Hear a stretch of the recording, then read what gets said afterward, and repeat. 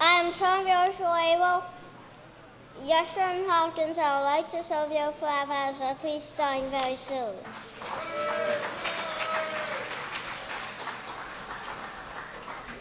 It's now time to start finding your seats for Sabbath services.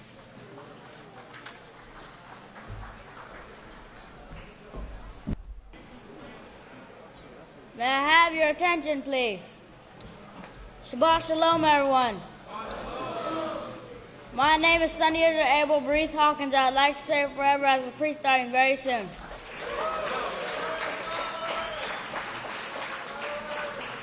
I have the privilege and honor to present to you the sons and daughters of Yisrayl when now entering the sanctuary.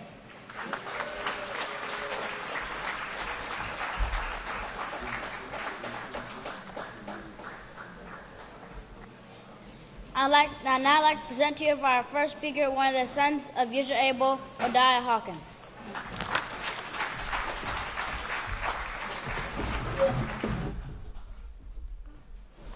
Shabbat Shalom, everyone.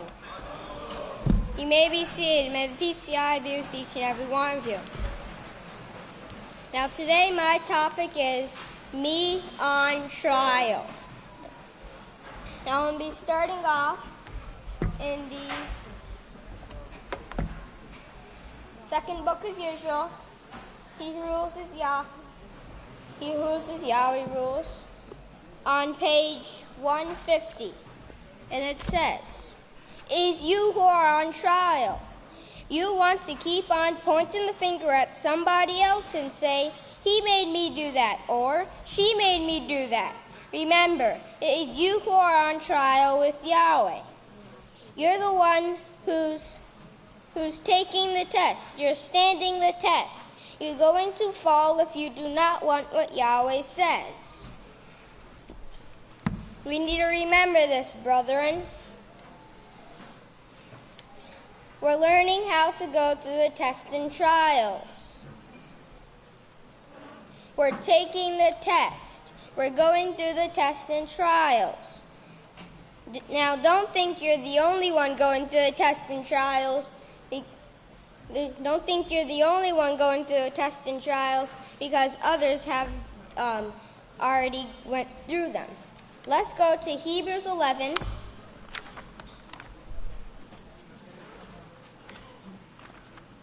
On page 951.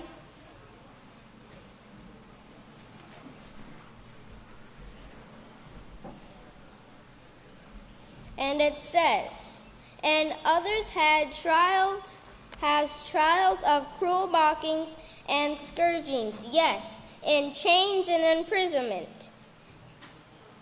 They were tested, they were stoned, they were sawed into, they were tested, they were slain with the sword. They wandered in sheepskins, goatskins, being destitute and afflicted, tormented, cruel treated, of whom the world was not worthy. They wandered in deserts, mountains, and dens and caves of the earth." See that through much tribulation you will enter into the kingdom. But don't fear. Let's turn to Exodus 20, verse 20.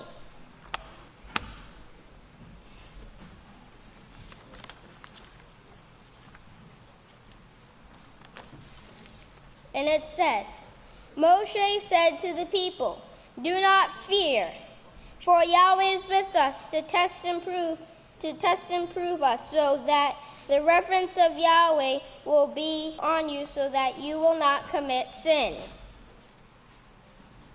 So let's stand strong and run this race. Don't trip and fall.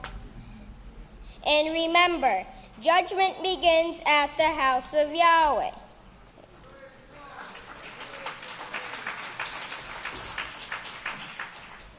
In conclusion, please turn to Jacob 1,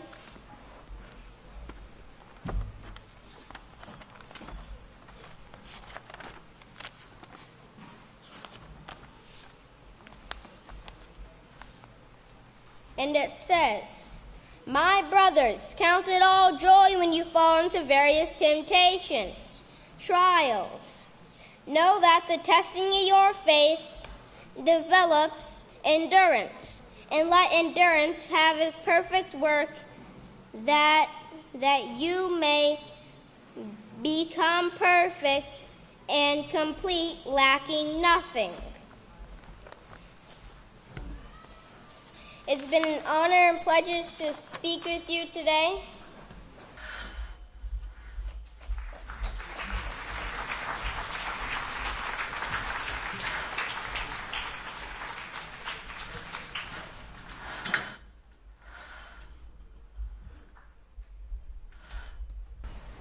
And now, it's a privilege and honor to present to you son of Yisrayl, Deacon Tawaki Hawkins. Praise Yahweh, you may be seated. May the peace of Yahweh be with each and every one of you. Now, Satan has a plan. Yahweh has a plan as well. But Satan's plan is to stop the work of Yahweh. Yahweh's plan is to finish out this work, to bring peace to all of mankind. Now, there have been many attempts in the past to stop the work of Yahweh by the Catholic Church. But the work of Yahweh will never stop. Never stop, no matter what comes its way. So we're going to look at some of the things that have been done or tried in the past to stop the work of Yahweh. I'm going to start out in the April-May 2008 prophetic word. In there we see that there are 10 persecutions. It was during these times that many righteous men and women of Yahweh were killed. The 10th persecution was the most severe. There were 6 main things that occurred in the time between 284 and 305 BCE. The first one is all places of assembly for worship to be destroyed. And keep in mind that these things were to stop the work of Yahweh, get the work of Yahweh completely out like it was never heard of. The second one, so the first one is all places of assembly for worship to be destroyed. The second one, all Bibles burned.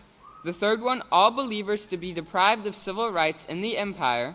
The fourth one, all believers in the palace to be sold as slaves. The fifth, all elders and deacons to be arrested and compelled to sacrifice to Roman gods. And then the sixth one, all believers, whether of the clergy or not, to be compelled to sacrifice to the Roman gods. So instead of sacrificing or doing the things according to the laws of Yahweh, they were forced to do the things of the world, to sacrifice to gods. And then notice, their only alternative to sacrificing to the gods of Rome was death. So if they didn't sacrifice to the gods, they were killed. And that was just one of the persecutions that occurred, and that was in 284 to 305 BEC. There was 9 other ones before that, and this is also whenever the prophets and apostles were killed as well. Now, Satan was able to stop the work of Yahweh by killing off the true saints and forcing in a new religion. This new religion is the Catholic Church. They're trying to force freedom from Yahweh's laws. That's the only freedom that they're forcing. And being able to do whatever is right in your own eyes. Now, one way she is trying to stop the work of Yahweh today is through persecution. Now, we've been warned a lot by our great overseer not to fall for this persecution, not to let it get us down. This is one article. This is from CBS News. It says, House of Yahweh, a darker sect than FLDS. You remember that was another place that they came against because they had a little bit of holiness, because they practiced some of the laws. It starts out by saying, behind guarded ornate gates at the end of a rural road, a self-proclaimed prophet warns his followers about the time of the end and rails against the dangerous, unclean world outside their West Texas compound. So notice, they're trying to make it look like this is some place that has very deep, dark secrets. But notice, we're going to see what Pastor says about this a little bit later on in this article. The article goes on to say, it says that this is the House of Yahweh, a different, even darker sect than the state has been investigating for years.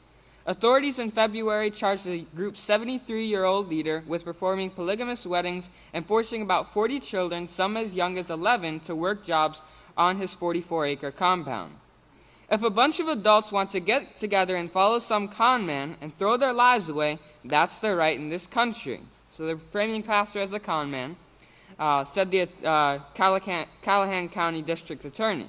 He goes on to say, but to me, when you do that to children, they don't have a chance, that's where the biggest concern is.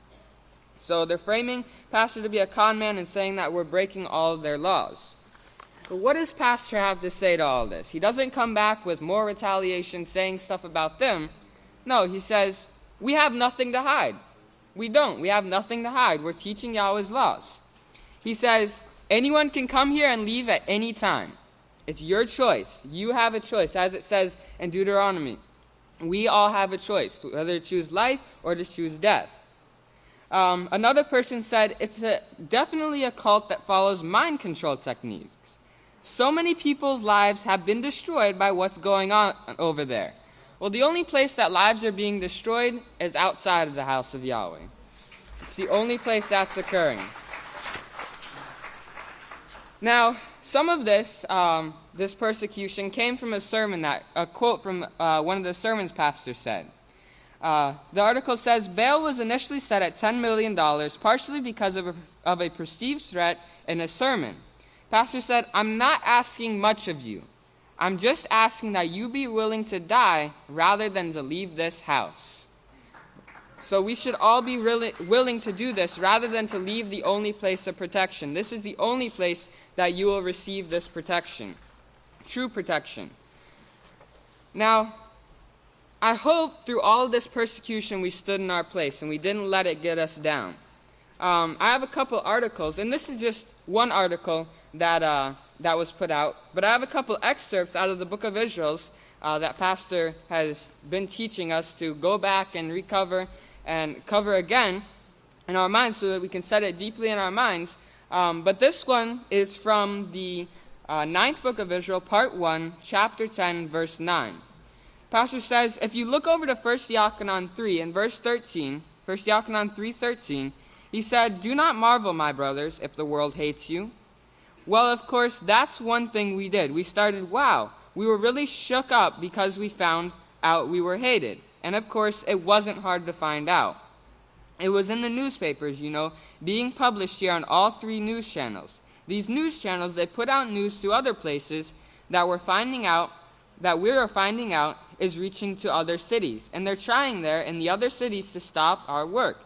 They're using all their authority that they possibly can to stop the work of Yahweh. Whether it be through spreading false information, lies, propaganda, they will do anything to stop the work of Yahweh, to get us to give up on ourselves. But we can't give up on ourselves. We have to stand in our place, as Pastor said, and wait on Yahweh. He also said in the 6th book of Yisrayl, chapter 38, verse 70, he says, we want to be alert, but we don't want to stop the work of Yahweh, because the work is more important than any of us and life. Yahweh can bless us with more, yes, but he can't start the work over again. He won't start the work over again. We've got to do this work, and that's our reward. Our reward, in fact, is based upon our love for this work that we have, the love for wanting to do it forever. So we should love the work of Yahweh so much that we should want to do it forever. It's an eternal position that is being offered to us. I can't think of a better thing that a person could ever desire to do than to bring righteousness to this world and the universe. Can you? Can you think of a better position or a better opportunity than to bring righteousness to the world and the universe? No. Praise Yahweh. I can see Yahweh has not let anything interfere with this plan. And why? He won't. It's an urgent time. It's an urgent time that we're living in right now.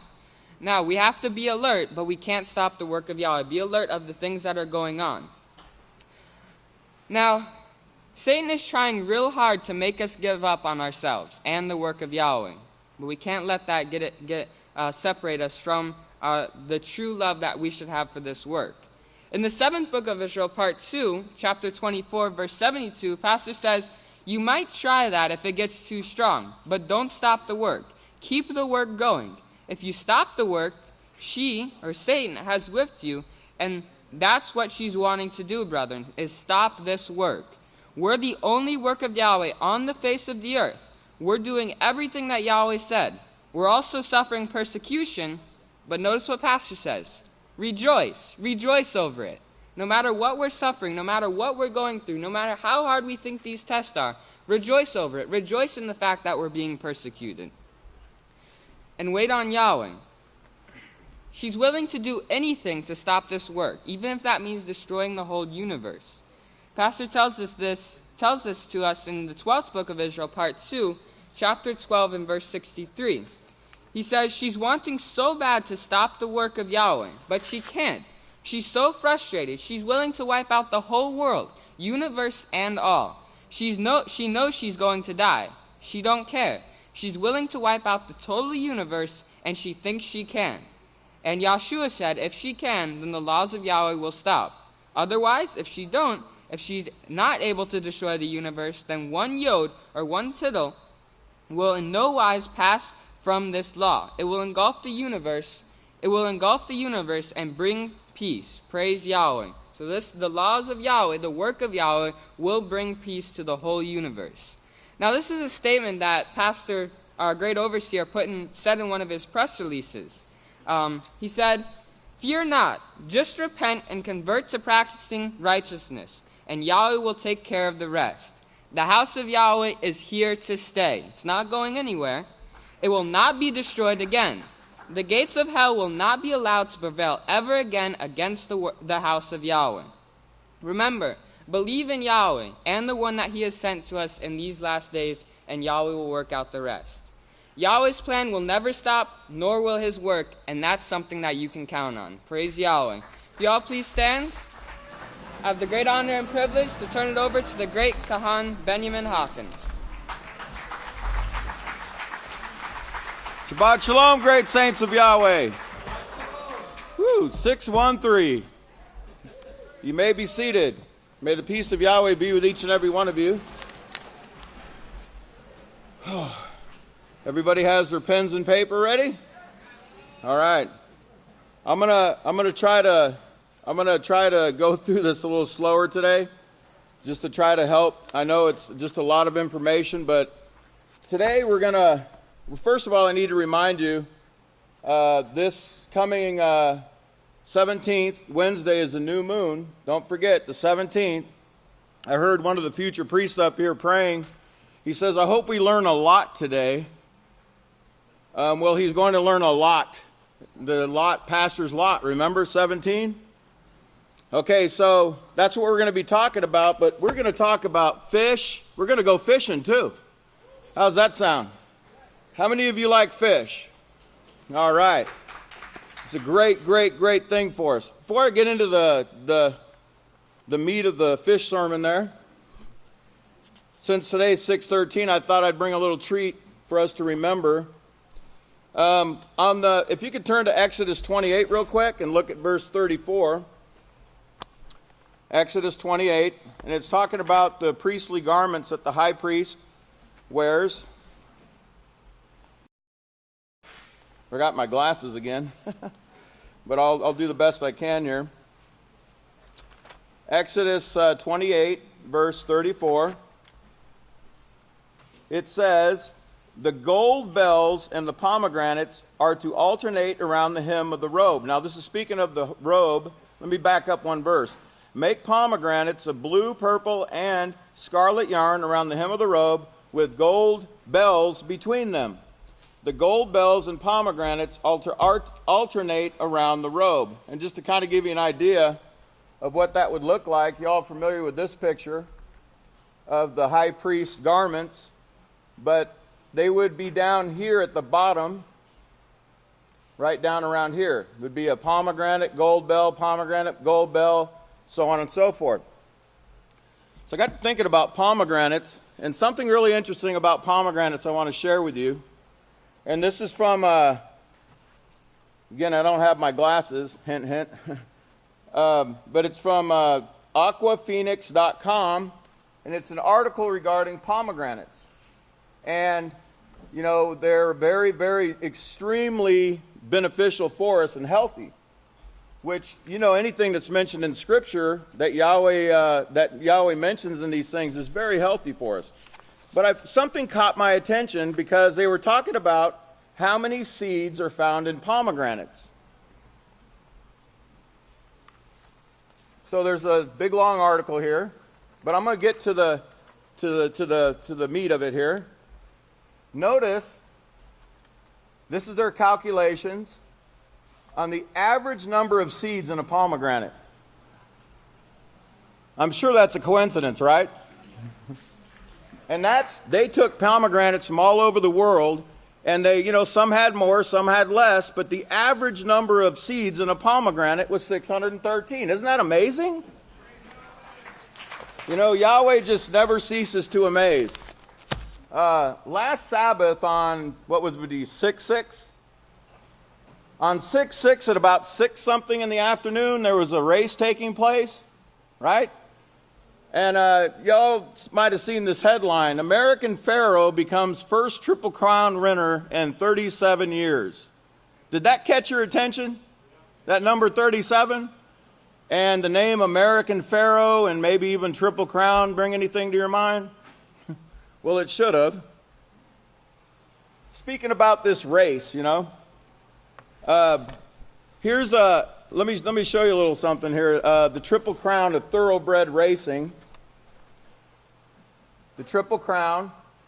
And let me show you in America where the Triple Crown... First of all, the Triple Crown, it's talking about 3 different races in May and June. And first you have the Kentucky Derby. And it's at Church Hill Downs. As in Babylon falling. Okay? That's in Louisville, Kentucky. The second one of the Triple Crown is the Preakness Stakes, and it's in Maryland. And then you have the third one, and the last one to win the Triple Crown is called the Belmont Stakes. Well, let me show you a little something here from the Halloween booklet. Let me plug that. On page 11... Put my trusty glasses on here. Okay, page 11 here. Pastor told us all about Bel and what Bel meant. Remember, Bel is the Lord over all. The same means the same as Baal. Okay? So, Belmont, Mont meaning mountain. Belmont would mean mountain of Baal, or Baal's mountain. As in Church Hill Downs, right? Baal's mountain's falling too, isn't it? Now remember the race that Pastor's been teaching us about. Turn over to 1 Corinthians 9:24. 1 Corinthians 9:24. And it's on page 893. It says, running the race, obtaining the reward. Do you know that those who run in a race all compete, but only one receives the prize? So run your race that you may lay hold of the prize and make it yours. And everyone who competes conduct himself temperate in all things. Now here's the original Triple Crown winner. Right here. There's the Triple Crown for you. It's called a tiara. A tiara is a crown, and the Pope wears a Triple Crown. Okay? There's the Triple Crown winner it says, competing to obtain a perishable crown. That crown right there is not going to last. The crown that we're going to receive in the House of Yahweh, brothers and sisters, is lasting. It's imperishable, as it says here. We for an imperishable crown. Okay? So let's keep running this race. Stay strong. These things, are in the news for a reason. Yahweh's using the news to even show us these things. So now let me get into something else here. Let's talk about, let's look at another picture that's been spotted. Now, if I could have you play the video.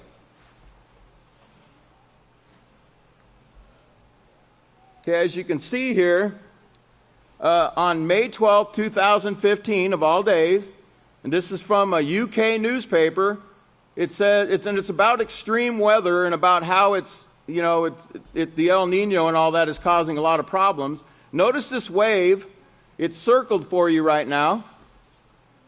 What you're going to see is a woman with a blue bonnet on her head. Just watch carefully. It'll trace it out for you so you'll be able to see. Everybody see okay? It'll trace her face out here for you in just a moment. There you go. To help you see a little better. Okay? Now remember, this was on May 12th in the same area that Pastor's face was spotted. Okay? Remember, Pastor was in Scotland on December 10th of last year. Okay? It's going to continue to kind of give you an idea what that looked like. Now, when you fade it or you darken the picture a little bit, you're going to notice a number that comes up. You know how you can take your picture on your iPhone and darken it and shade it? Notice the number 38 is seen in the relief. Now the number 38, it's going to give us a definition what 38 means in the Strong's Hebrew Concordance. There's the face again. It's going to give you a definition here of number 38. 38 means father of the sea, okay? And it's from another number, 37 of all numbers, right? I'm sorry, not 37, but 3220. And it means to see, roaring of the sea, okay? Remember those definitions. And then Strong's Hebrew 28 or Greek 28 means to purify or consecrate, to make holy, okay? And it's from 37, which means to purify. Notice this is the original wave picture. It was December 10th at 7:13 when that article came out. Now let's count the days from December 10th to May 12th.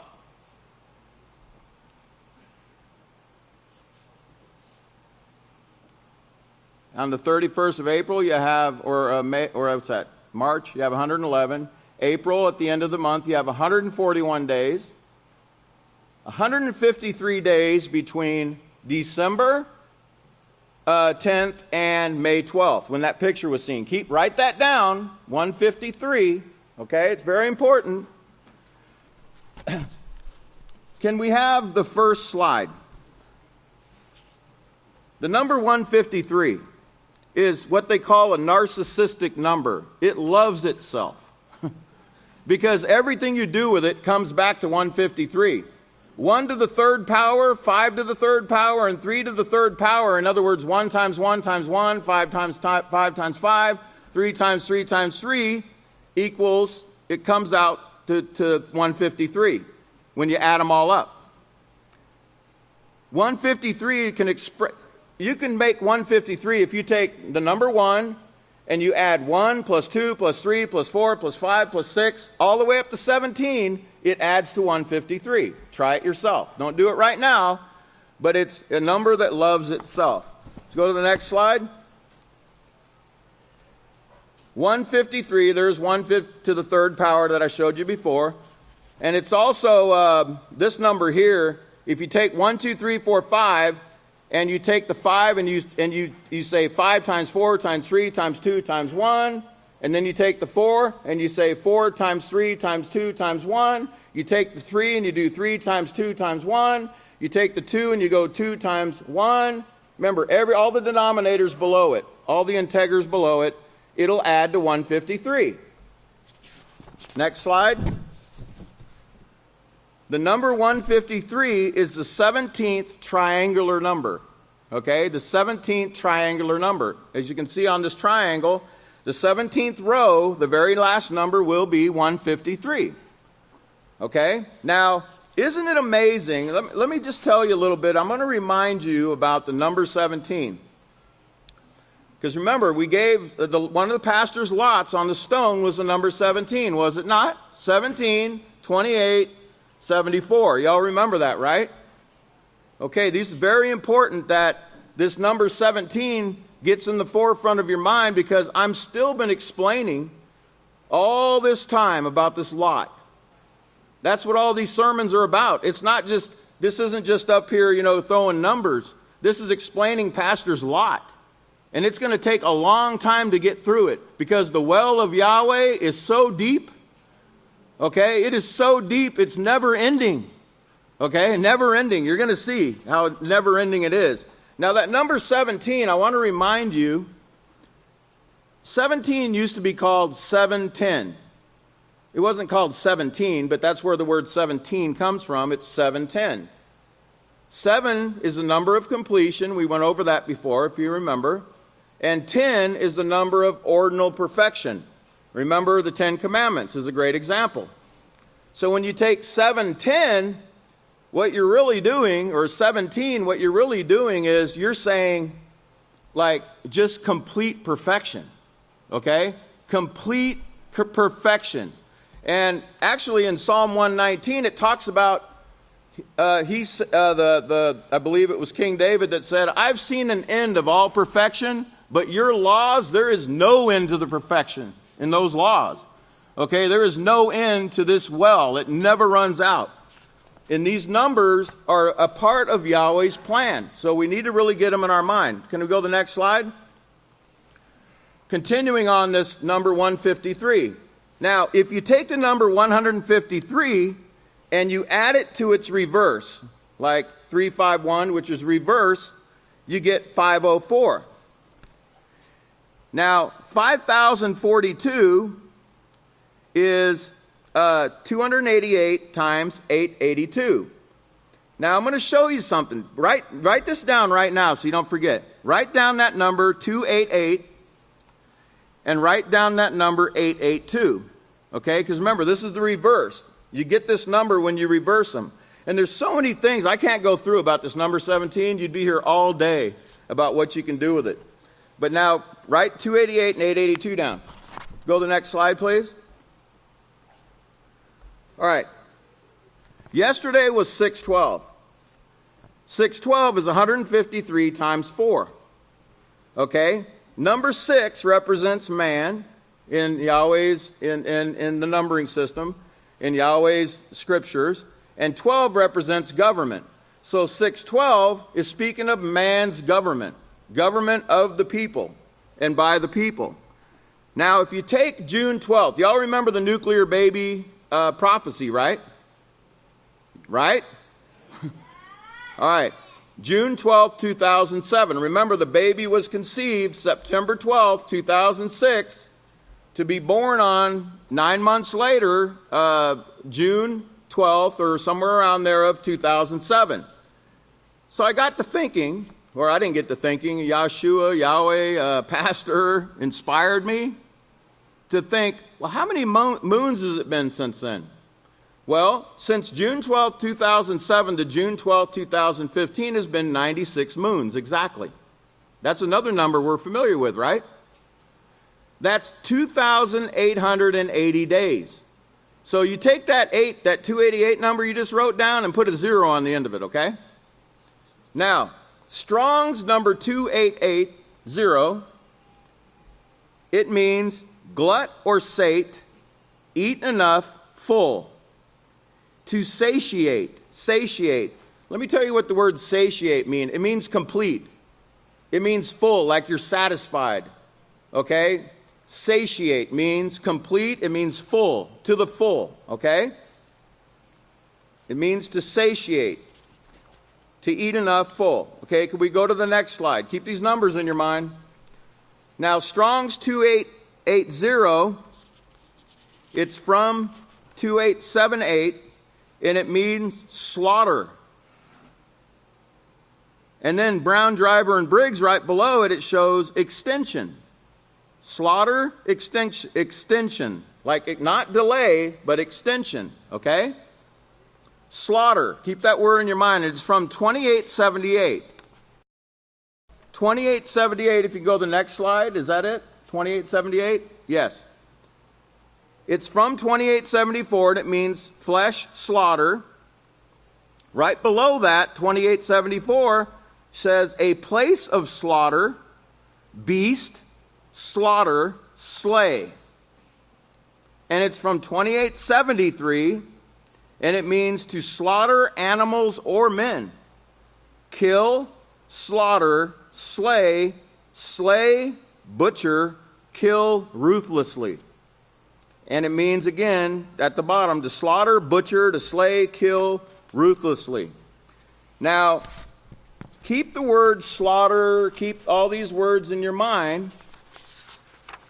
And let's turn over to slay. Let's look at slay. Turn over to Revelation 9:14. Revelation 9.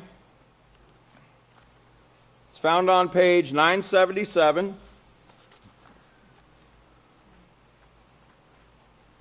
Revelation 9:14, where it reads, saying to the sixth Moloch, or the last Moloch there, you should have that word last there, which had the trumpet, loose the four angels who are bound. Remember that word bound too, okay? Because 6:12 in the Hebrew means, these in the Greek and all these words mean bound, to bind. It says, loose the four angels who are bound in the great river Euphrates. Verse 15, and the four angels were loosed, which were prepared for an hour and a day and a month and a year, in order to slay the third part of mankind. Okay, now this is talking about this great war that's going to take place around the great river Euphrates. Okay, now, slaughter, no, you remember the word satiate, right? And it means full. Turn over to page 612. 612, this should be very easy to remember because this is talking about the 612. Man's government of the people and by the people and how it's going to end. What their fullness is going to be. Jeremiah chapter 46 on page 612. And we're going to look at verse 10. Well, first let's look at verse 6. There is no flight for the swift, nor escape for the strong. In the north by the river Euphrates, they stumble and fall. Verse 9. Gallop, you horses. Gallop, you horses. Let me show you a picture that a great Kohan shared with me that he took just recently here. You'll know this is a priest's car, and a believer's car, where you see that crack above the windshield there. None of us have, none of us have dust on our cars or something if we live around here. But notice this horse galloping. Let me go back here. Let me try to blow it up a little. See that right there? The man on the horse? And that horse is galloping. Okay? Rushing to battle. Now let me, running their race. Remember where their race is going to end, that perishable crown. Look at verse 10 on page 612. For this is the day of Father Yahweh of hosts, a day of judgment, that he may judge himself on his adversaries. The sword will devour, and it will be satiated and made drunk with their blood. For Father Yahweh of hosts has a sacrifice in the north country by the river Euphrates. There's that word satiated, and it means full, okay? Keep these things in your mind.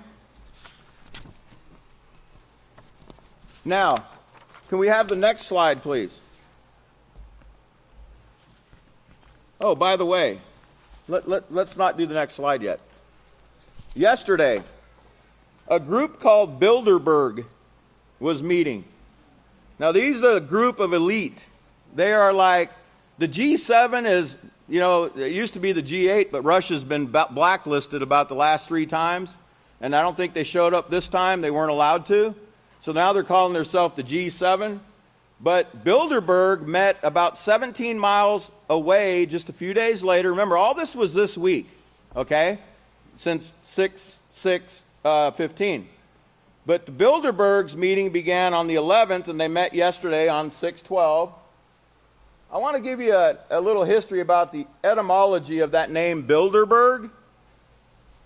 Now, they say that, of course, their first meeting, it was named after the Round Table meeting in 1954, May of 1954, at the Bilderberger Hotel, or the Bilderberg Hotel in the Netherlands. And that where their opening meeting take place. That's the official story anyway, but let me tell you the real name of Bilderberg. Bill or Bell, see here? Bell Bil, that B-I-L is Bel, Baal, and Berg, like iceberg, Berg is a mountain, okay? Remember like we saw in Belmont, okay? Remember all these things took place this week, okay? And Yahweh's showing you who's behind these things, okay? Now, so Bilderberg translates as Bell of the Rock or Bell of the Mountain. Well, what mountain do you suppose that is? Is it this one? Oh, no. These people are planning some slaughter. These people are planning to microchip people. These people are planning to do some very, very, very, very, very ugly things, okay? But remember that word Bilderberg. Remember that word Bilderberg and what's taking place right now. And remember, that was on 6/12 that they were having this meeting to decide where the world is going. Okay? They've been doing this for a long time. Yes, there are men that are behind closed doors that are guiding this thing. Remember, Pastor said the Pope is a front man. But there's another group behind them, and they're all Masons, and they're all tied together with the Catholic Church, okay? Make no mistake about it. The Catholic Church is not against Freemasonry. They invented it, okay? You can't be against something you invented. Now, can we go to the next slide, please? Now, remember what we just saw. I showed you that equation where you can take 153 and add it to its reverse. Remember, this is 2015, the year of what? Reverse. There's also that number 882 there in the equation. Well, do y'all remember that 8,820 days I mentioned? Well, let's remind you. Go to the next slide. The 7-year peace plan in Daniel, 21 years is 252 months. Add 7 months to May 12th and you get 259 months. 259 months is 7,777 days, or 7,770 days. Well, you're still missing 35 moons if you have 42 moons, right? Well, that's 1,050 days. And when you add 1,050 to that 7,770, you get what? 8820. That same number that you just saw. You think this is a coincidence? Oh, I think you're gonna greatly rejoice to know it's not, okay? Now, let's get into the fish story. Can you turn over to Yochanan? Yochanan chapter 21, 777. Yochanan 21, 777. It's no coincidence either, because in this story you're going to find 7 disciples, okay? Now remember, this is the 3rd time that Yahshua appeared to his disciples after his resurrection, as we're going to read here. Let's start in verse 1. It says, "After these things, Yahshua revealed himself to the disciples again at the Sea of Tiberias." Now, if you don't know, turn back, just keep your finger where you're at. Turn back to Yochanan 6, because Yochanan explains these things so we don't get confused about what Tiberias is. The Sea of Tiberias, Yochanan 6:1, shows you it's the Sea of Galilee. They renamed it Tiberias after the Roman river Tiber that runs through Rome, because remember, the Romans were the world-whirling kingdom and still are at this time, right? So they named it the Tiberias Sea. It had different names. They even called it the Kinnereth Sea. I think that's how you pronounce it, Kinnereth, as we'll see here in a minute. In fact, I think I have, well, no, I don't, but I'll show you in a minute. So let's go back to Yochanan 21. Okay, so they're at the Sea of Galilee where Yahshua revealed himself. It says, gathered together were Simon Kepha, the Apostle Kepha, who also wrote the books, 1st and 2nd Kepha, a very great apostle. Thomas called Didymus, Nathanael of Cana and Galilee, the sons of Zebediah. Y'all remember the sons of Zebediah, what their names were? The sons of Zebediah. Let me see if I have that right here. Well, their names were Yochanan and Jacob, if you go back and look. Yochanan is the one writing this book right here, and Jacob is his brother. And they were known, actually, if you turn, keep your finger there right here, real quick. Keep your finger where you're at. Turn over to Galatians chapter 2. Galatians chapter 2, so you can understand who these men were. Galatians 2 on page 911. And let's look at verse 9. And understanding the blessing given to me, this is the Apostle Shaul talking here. And understanding the blessing given to me, Jacob, Kepha, and Yochanan, who seemed to be the pillars, gave to me and Barnabas the right hand of fellowship. Okay, you know, these men were pillars in Yahweh's house. Okay, they were recognized as pillars. Now, turn back to Yochanan 21. So you have Simon Kepha, Thomas called Didymus, Nathanael, the sons of Zabdiah, the two sons of Zabdiah, and two other disciples. That's a total of 7 disciples. Verse 3, Simon Kepha said to them, I'm going fishing. You know, remember what had taken place, right? The person that they expected certain things to take place that didn't quite go the way they thought they were. They didn't understand the prophecies. Remember, at that time, their minds were open later to understand these things. He went back to his old job. That's where Yeshua met him and his brother Andrew. They were fishing, okay? He says, I'm going fishing. They said to him, we're also going with you. So he pulled some others back with him, right out to the sea to do their old job. They went out and immediately got into the boat that night. They caught nothing. If you read the side note, it even tells you. Kepha was a fisherman by trade before his calling. What he said was, I'm taking my old job back. I hope none of us have that thought, because this is written for our example. We don't have the luxury of doing this. This is our example we need to avoid. Now it says, now when the morning had come, Yeshua stood on the shore, but the disciples did not know that it was Yeshua. Then Yeshua said to them, children, do you have any food? They answered him, no. And he said to them, cast the net. Keep that, write the word the net down. The net. Cast the net on the right side of the boat. Now, picture this, okay? You know, they're out there all night fishing. They didn't catch nothing. And all of a sudden, someone's standing on the shore who they didn't know who it was at the time. And he's telling them, hey, cast the net on the right side of the boat. I want you to understand that these things are also written, you know, you have to know Scripture to interpret what's being said here. Okay? The right side represents what? Fellowship with Yeshua. Fellowship. The right hand of fellowship, it's called. Just like Yeshua sitting at the right hand of Yahweh. In other words, taking your seat, doing this work. Being the right-hand man of Israel Hawkins. Okay? Who works for who? Yeshua Messiah, who is the high priest over who? The Church of Christ? By no means, brothers. It says in Hebrews 10:21, Yeshua is the high priest over none other but then the house of Yahweh. Okay? The house of Yahweh, as it's always been known as Psalm 23:6 will tell you.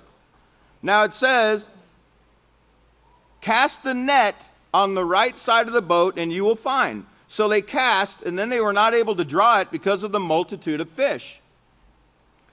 Now, let me show you the Hebrew meaning of the word fish. Because I know we got in our mind that, you know, these things, because of the way we were brought up, but there's deeper meaning to this. Let's see, the Hebrew word fish, here it is. I'm going to put it up here for you. It's word number 1711, daga, D-A-G-A-H, and it means to grow, and it means to multiply, increase. Okay, get that? Please write these down, all right? As in, you remember, be fruitful and multiply, right? Now, it also, let me put this down here. Multiply, increase. I want you to remember what Isaiah, go to Isaiah 9 real quick. Isaiah 9. Isaiah 9. Isaiah 9. And we're going to look at verse 7.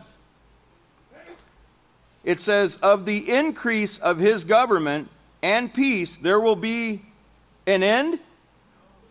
No, there's going to be an end to this government of the people and by the people, but there's not going to be any end to the increase of Yahshua's government, which you, brothers and sisters, are going to be right-hand assistants of our great overseer, Yisrayl Hawkins, and Yahshua and all the saints working together. Now, also, I want you to remember something else about, go up to verse 1. It says, nevertheless, the gloom will not be upon those who are in distress, as when at first he lightly esteemed the land of Zebulun. You know, the land of Zebulun, that's where Galilee is. Matter of fact, I think I brought a picture for you. See if I can get it in your view. Let's see if I can blow it up. Here is Zebulun here, the land allotted to Zebulun. And notice the Sea of Chinnereth. Who's that again? That's the Sea of Galilee. Okay? Now, make no mistake about it, brothers and sisters. This is where the work of Yahweh was taking place. It was not taking place in Jerusalem. As a matter of fact, I don't know if you've been reading the articles. You can Google this yourself. They even know now that the Bethlehem that Yahshua was actually born in was in the north country. There was a Bethlehem in Galilee. Okay? But you know, they said they're never going to change it because they're making too much money down there at their tourist attractions. So it's going to be a hard thing for them to put that away, right? Because the love of money is a root of all evil, remember? 1 Timothy 6:10. So here's the land of Zebulun. I've got another picture too, because it shows you where Galilee is. There's Galilee. This whole area, Nazareth, this whole area is Galilee. It's like a district, okay? Now, a funny thing, too. Go over to, let me see if I wrote my note here. Well, you remember they said, the Pharisees had said that, none of the Pharisees or rulers, have believed in this Messiah. No prophet arises out of Galilee. That is the most ridiculous thing I've ever heard. They must not have known the scriptures because, and Yahshua told them in Yachanan 8, they didn't know the scriptures. Micaiah came from, it says, Moresheth, Gath in Galilee. Elijah or Eliah the prophet came, he was a native of Gilead in Galilee. Jonah or Yana was from Gath Hefer in Galilee. Okay? Either these guys were delusional or they didn't read their scriptures. Okay? And remember what Yahshua told these people. Yahweh's word was not in them. Okay? They did not know. They were in this thing for money. They weren't in this thing. They weren't righteous shepherds by any means. Okay? So don't be fooled by, people's talk. Turn back over to actually, turn over to Jeremiah 23 real quick, because I want to read something here to you. Talk about increase, multiplying, okay? Remember what fish means. To be fruitful, multiply. Jeremiah 23, and let's look at verse 1. Woe to the pastors, shepherds, who destroy and scatter the sheep of my pasture, says Yahweh. Therefore, this is what Yahweh, the Father of Israel, says against the pastors who feed my people. You have scattered my flock and driven them away, and have not attended to them. Behold, I'm going to visit and attend to you for the evil of your doing, says Yahweh. But I will gather the remnant of my flock out of all countries where I've driven them, and bring them back to their folds, and they will what? Be fruitful and increase. In other words, multiply. Okay? And look at verse 4. And I will set up shepherds, that's teachers, over them. Remember, captains of hundreds, captains of thousands, captains of 50s, captains of 10s. And they will fear no more, nor be dismayed, neither will they be lacking. Okay? Remember the great future priest Odiah was up here talking about Jacob 1. Jacob, remember, he said, you'll be perfect and complete, lacking nothing if you do these things. Okay? All right, now, And remember what Pastor said about May 10th, or his May 12th dream. Yahweh is in full control, filled up, satiate. Remember, to the full, like Revelation 10:7, in the days of the voice of the seventh Moloch. What is 10 and 7? 17. In the days of the voice of the seventh Moloch, all these things will be finished, filled up, satiated, satisfied. That's what all those words mean. Okay, now, here's what Strong's Greek, when it talks about fishermen. Remember, Yahshua told them, I'm going to make you fishers of men. Okay, because remember, they were fishers of fish at one time. But now, let's get something straight. Do any of you think that you can take, like, fishing in the world would be like fishing in the ocean, where you can choose what bait you're going to use and these little tricks to get people to come to the house of Yahweh? Is that how we fish them? Who draws people here? Yeah, Yahweh draws us here. We don't bring, I believe one of the speakers last week told us that. She said, well, let me correct myself. I didn't come here. Yahweh drew me here. Okay? In the net. Now, watch this. This is Strong's Greek, where it says fisherman or fisher of men. It means a fisherman. Okay? And it's from this word, house, meaning the sea. You remember that number 38 and the man of the sea? Remember that, Pastor? The man of the sea? What is the sea? The multitudes, nations, peoples, and languages. Remember Revelation 17. Remember these things. And it's from the word house, a fisherman. And it means a sailor as engaged on the salt water, a fisherman. And it's from Greek 231. Let me see. That is 231. Okay. And it's here's the where it goes to. It leads to 251, which is salt. And it says the sea, a salt water body, and it says C217. Y'all remember that? Y'all remember that? Revelation 2:17. Remember all those things that were brought on all this? And 2:17, let's see. Kind of got my papers messed up here. Where's 2:17? Oh, here it is. Sorry about that. 2:17, it means salt, okay? And it says figuratively, Yahweh preserving and seasoning a believer as they grow in loving Yahweh with all their heart, soul, mind, and strength, and in all their relationships. Okay? Remember, you are the salt of the earth. You know, we are salting men, in other words, is what we're doing. We're teaching. We're salting them. We're fishing for men. Okay, I'm going to show you in a minute. I want to remind you of something else in a slideshow a few times back.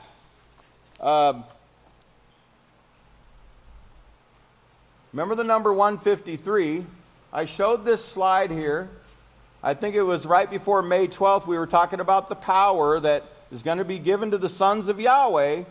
And it was from the second book of Israel. And it was on page 153. Okay? And the date adds to 21, which is a 777. You take 3693 and divide it by 17. You get 217. Right? And 153 divided by 17 is 9, as I showed you on that first slide about the number 153. Now, you think that's a coincidence? And in that book, in that actual chapter, you can read it for yourself, he talked about Yachanan 17, and Yahshua talking about all that Yahweh had given him. Those whom you have given me. Remember his prayer in Yachanan 17? He prayed for all those that Yahweh had given him. Wrong glasses. Now I got too many glasses up here. That's a great thing. Better too many than not enough. Okay, so this Simon Kepha, I wanted to show you real quick. His name actually, it's word number, Shimon is word number 4613. 4613 in the Greek.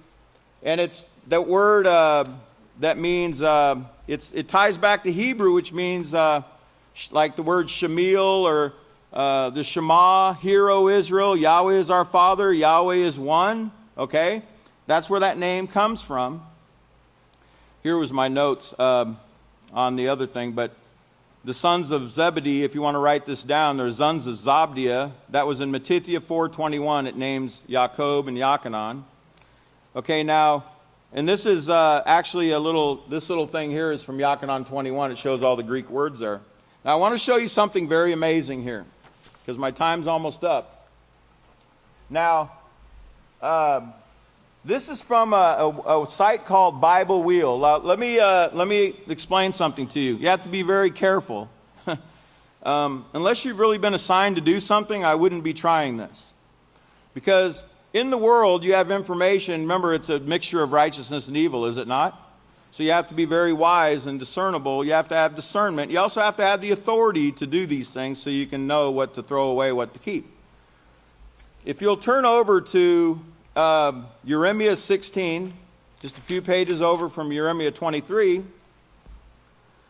Jeremiah 16:16, on page 586, he says, Behold, I will send for many fishermen, says Yahweh, and they will fish them.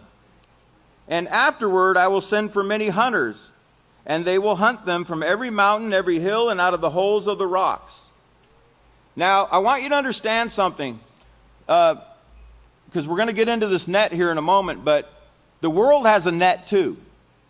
Satan has a net too. Turn over to Habakkuk chapter 1. I'll give you a page number. Habakkuk chapter 1.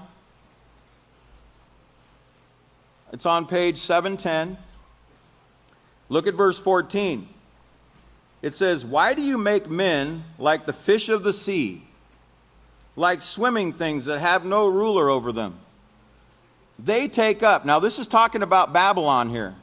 They take up all of them with a hook, talking about men. They catch them in their net and gather them in their drag. Therefore they rejoice and are glad. Therefore they sacrifice to their net and burn incense to their drag, because by them their portion is rich and their meat plenteous. Are they to continue emptying their net, slaying nations without mercy? You think this is going to continue, brothers and sisters? No. These fishers are going to be replaced. Because these fishers, when it told them to be fruitful and multiply and have rulership over the fish of the sea and all that passes through the rivers and the seas, you know, their idea is force, murder. He says no. And look at chapter 2, verse 3. For the vision is yet for an appointed time, but at the end it will speak, and it is speaking now, and it will not lie. Though it seems slow, brothers and sisters, wait for it, because it will surely come and it will not delay. Okay? Now, let's go back to the Bible wheel here. And what this is it takes words and it shows you the value of the words. The word fisher, or fish, I'm going to try and zoom in onto here for you. The word fishers has the value of, let me find the right one. Okay, the net. Remember when he said cast the net? That has the value of 1,224. If you take the Greek letters and you add them up in the net, it's 1,224. That's 612 times 2. That's 153 times 8. You got that? You can do the math later. Okay? Now, the word fish, here it is. Deag in the Greek, or in the Hebrew, adds up to 17. Deag in the Hebrew, 17. Remember, using Hebrew gematria. Okay? Each letter in the Hebrew is worth a certain amount if you just look it up. Turn over to Yeketska chapter 47. Yeketska 47. Pastor told me I need to get this in. Okay, so just bear with me. You catch 47. Let's look at verse 10. Well, let's start at verse 1. And it says, afterward he brought me to the back door of the house of Yahweh, and behold, there was water flowing from under the threshold of the house of Yahweh toward the east. This is talking about in the millennial reign. For the front of the house of Yahweh faced east. The water came down from under the right side of the house of Yahweh on the south side of the altar. Now, I just want to give you an idea, and it shows the water going out, and it gets deeper and deeper as it goes. Look at verse 10, or verse 9. Verse 8. Then he said to me, these waters flow toward the eastern region and go down into the desert, and on out into the Dead Sea. When the waters flow into the Dead Sea, the waters will be healed. Now you have to remember, these things mean something else. They're a little deeper. You can't interpret them without comparing spiritual things with spiritual, okay? Verse 9, and it will be that every living creature that moves in every place the rivers flow will live. There will be a very great multitude of fish, because these waters will flow there and will be healed, and everything will live where the river flows. And it will be that fishermen will stand along the river from En Gedi to En Eglaim. They will spread their nets. Their fish will be of very many kinds, the same kinds of fish as the great sea. Okay, now, those words En Gedi and Eglaim, okay, I want to show you what they mean and what their value is. Right here. Gedi has the value of 17, and Eglaim is 153. Now, do you think that's a coincidence? Oh no. Okay, there's no coincidence there.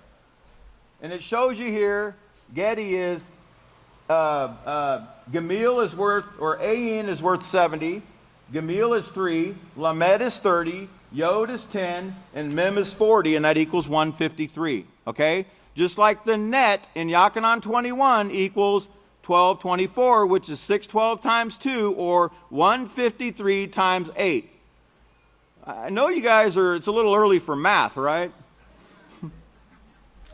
Well, me and the great deacon that helped me on my slideshow last night, I was boggling his mind too. He's like, come with this math, it's 12 o'clock at night.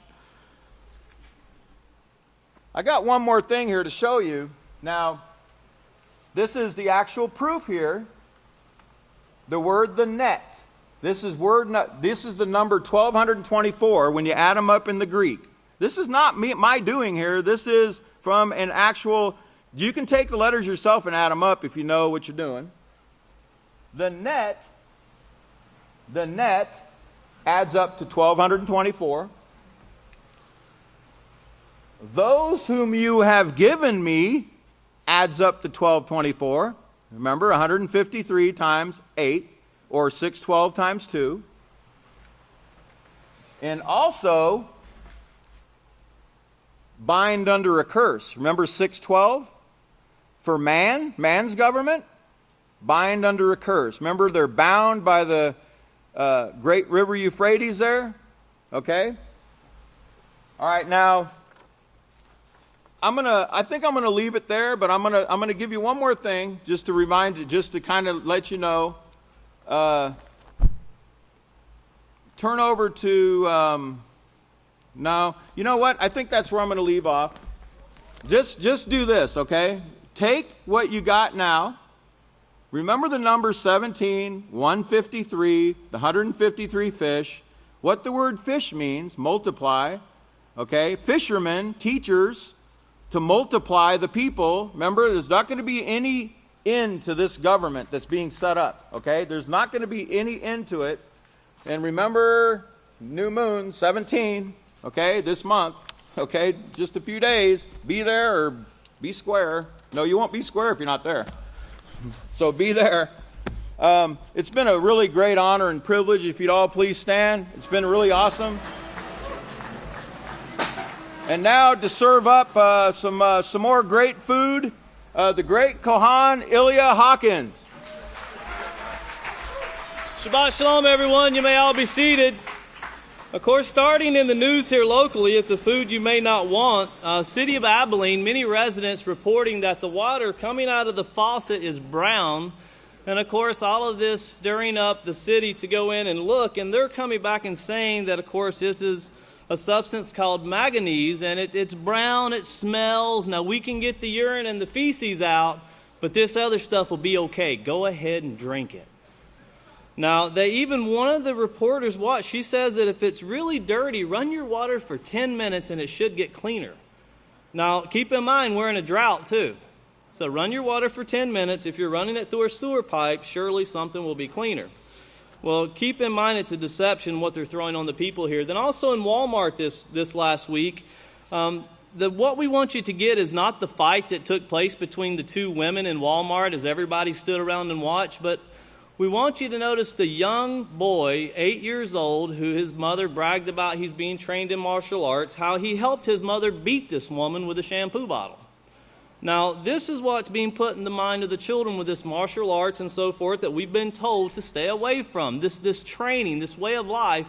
And there were other children watching this take place as everyone stood back and laughed and no one stopped it.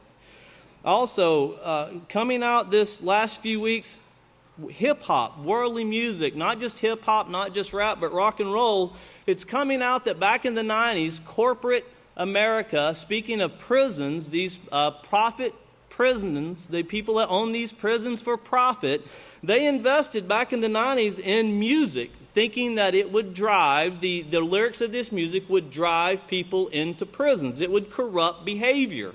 And guess what? It's right. They're right. It has worked leaps and bounds.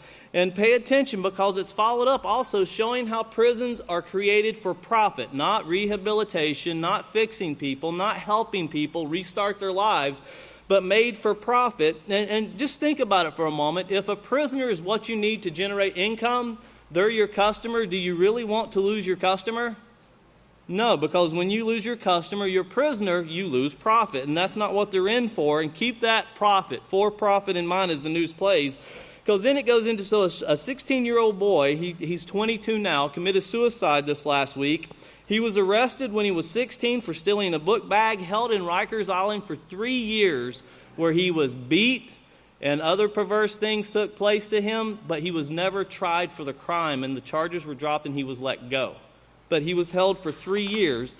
Also, another woman taken into police custody. It shows the beating she received from correctional officers at the actual jail facility, the county facility, the beating she took, and they're saying there was no reason for it. And then pay special attention to China and Russia coming out this week saying that they are looking to start a new world order. And of course, this would be separate from the one Pope Francis is looking to start. So pay close attention to that, because Vladimir Putin did go to meet with the Pope this week, and everyone describes the meeting as cold. In fact, Vladimir Putin stood the Pope up for 70 minutes. He made him wait on him for 70 minutes while he was at the expo. And Vladimir Putin, of course, the Pope reminding him, watch carefully. The Pope reminds him what needs to be done in Ukraine, and watch Vladimir Putin's, watch his response. He just smiles, and that's all he does. And then he leaves because he said he had another meeting to get to. So pay close attention to that. Also, the American Red Cross, that is the 5th largest nonprofit organization in America, took in $500 million for Haiti. And when it was looked into by some news organizations, they built 6 houses with $500 million. Then we get back into corporate America, and a professor from Princeton saying that corporate America was invented, or this Christian America was invented by corporate America, and of course saying it started back in the 1930s. This corporate America inventing Christian America, and pay attention, they say it was done through the preachers, and we all know that the love of money is the root of all evil. Then it gets into a latest study for STDs here in the United States, showing cities that have the highest rates. Now, also pay attention when they're showing this. Of course, St. Louis and Baltimore are 2 of the top 3, and think about the protests and all of the troubles we've had in those 2 cities. Well, they rank 1 and 3 for chlamydia and gonorrhea. And think about what it does to the minds of the people. But also remember what Pastor said, that we need to stop. We need to stop what's causing it, but all they're saying is you need to come get tested to see if you have it. Not one word is said on stopping it. And then we're going to close it up with something that we've showed you before, but I would like to read the scripture real quick because I want this scripture to echo in your minds as you watch this. You can write it down for your notes. It's Job chapter 1 and verses 12 through 16. It says, blessed is the man who endures temptation, for when he has been proved, man or woman, he or she, when he or she has been proved, he or she will receive the crown of life which Yahweh has promised to those who love him. Let no one say when he is tempted, I am tempted by Yahweh, for Yahweh cannot be tempted with evil, nor does he tempt anyone. But each one is tempted when he or she is drawn away by his or her own lust and enticed. Then when lust has conceived, brings forth sin, and sin, when it is fully matured, brings forth death. And the last warning we get is, do not be deceived. Of course, once again, we're going to show the presentation on what the latest new drug is, but if you don't let it in your mind, you do not have to harbor the consequences of this new drug. If we could go ahead and play the news. Pay close attention. What you're about to see is Bible prophecy being fulfilled.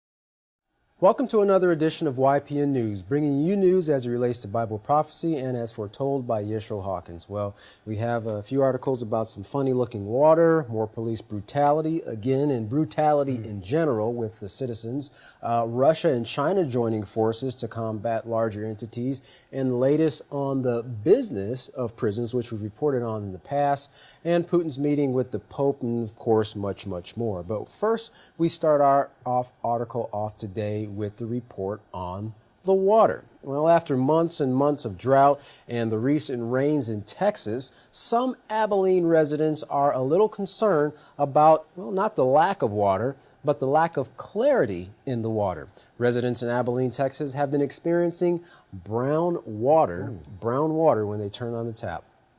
City of Abilene water officials say that the discoloration is caused by the mineral manganese. They say that all the recent rainfall and all the water flowing into our supply lakes is causing the problem. The city also said that although the water may be unsightly, it is not unsafe to use. Wow, I bet that's a sight.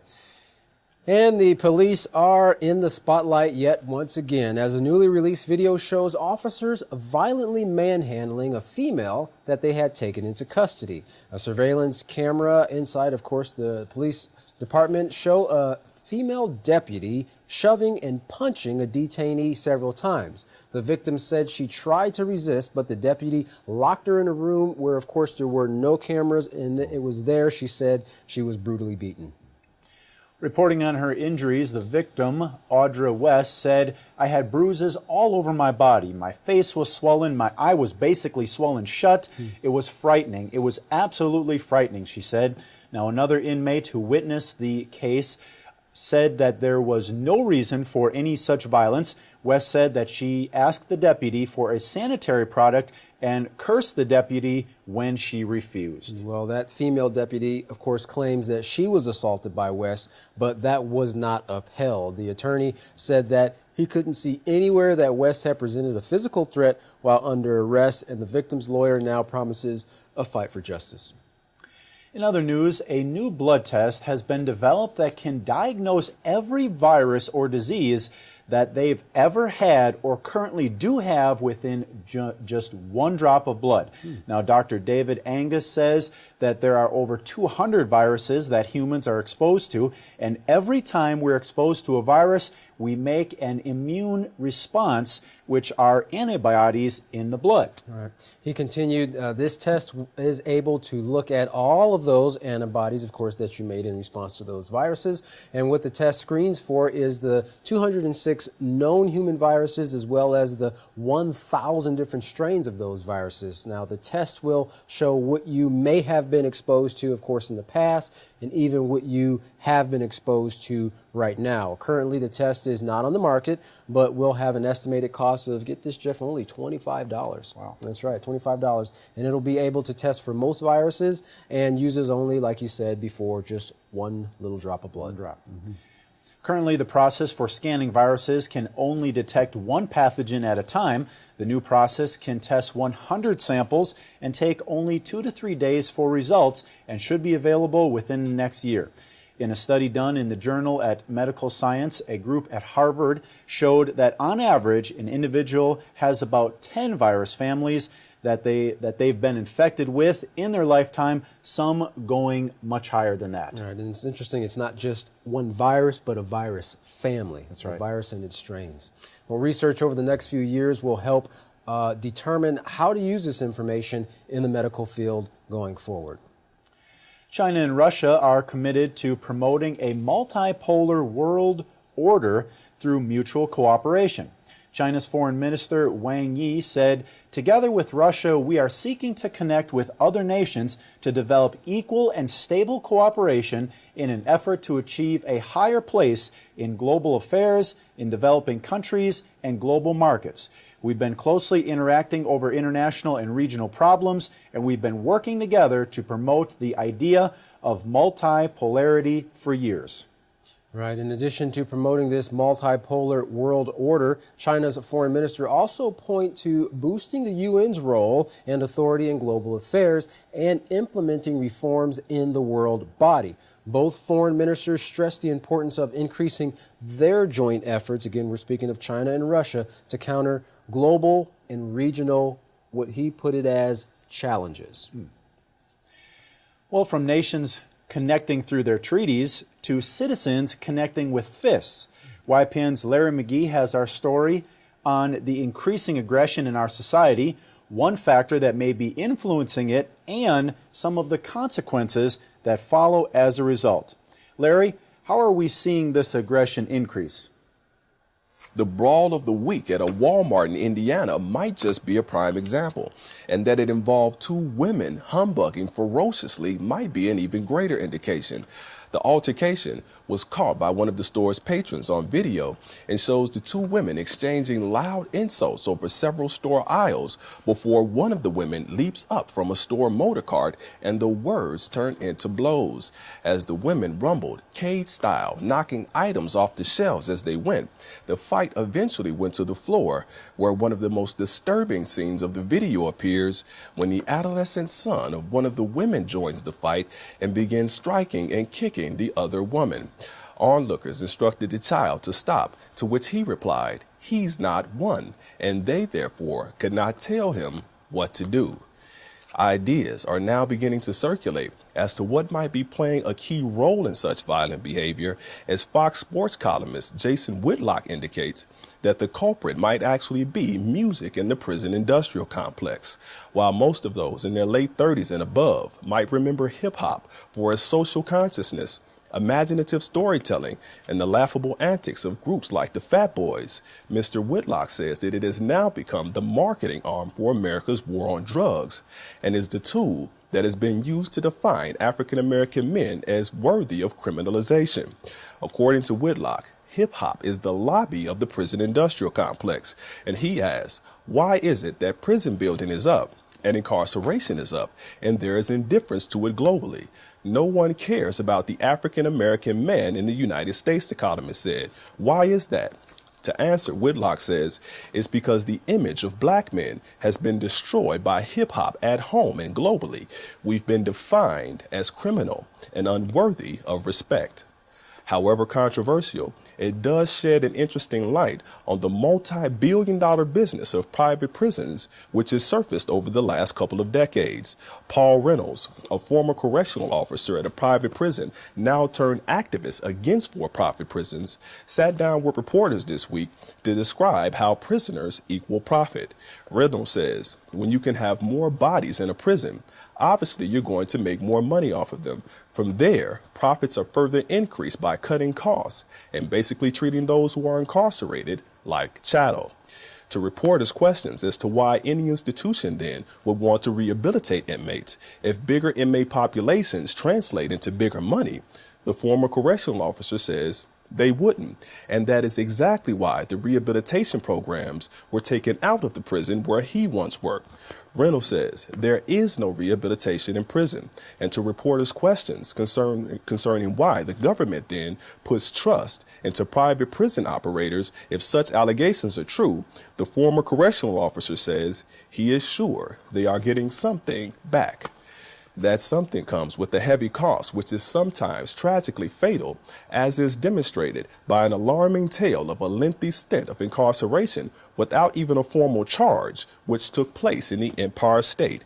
22-year-old Khalif Broder was confined at Rikers Isle, where reports say he experienced beatings, mental abuse, and long periods of segregation. Broder was accused at 16 of theft by robbery, but denied the allegations and was never given a trial. 3 years later, he was released, where at his parents' home, the young man, after 2 failed attempts, finally succeeded at taking his life. For YPN News, I'm Larry McGee. Katan Jeff, back to you. Well, that's definitely evident that we need a peaceful solution in our society right now. Need a change. That's right. Well, President Vladimir Putin kept Pope Francis waiting yet again. President Putin has had 2 meetings with the Pope. In the first one, he was 50 minutes late. Well, however, this time he kept the Pope waiting even longer at 70 minutes. When he finally arrived, the two sat down for an extremely cold meeting. Needless to say, Pope Francis did not take Putin's tardiness very well. Now, Putin's trip to Italy was rather significant because out of all the EU nations, Italy has been a bit more tolerant when it comes to economic sanctions with Russia. During the Cold War, about 1/3 of Italians voted for the Communist Party. They never actually won the elections, but it showed there was a relationship going on between the two countries. Pope Francis, who has been known throughout time to be a diplomat to all world leaders, talked about peace in Ukraine and encouraged President Putin to honor the Minsk Accords. Well, Putin's response was only a small nod. Hardly a confirmation, of course, of any agreement with that, small nod. Well, the Pope then presented Putin with a medal, which he said represented peace. And he explained he was giving it to him as a reminder to always maintain the peaceful agreement. Kind of like a subtle reminder. Yeah, just to kind of put that bug in his ear, so to speak. Well, despite the coldness displayed at the meeting, all world leaders eventually have to come through and pay their respects to the Pope, who's head of the Roman Catholic Church, which has 1.2 billion followers. But as we reported, Katan, that number is falling and starting to fall fast. That's right.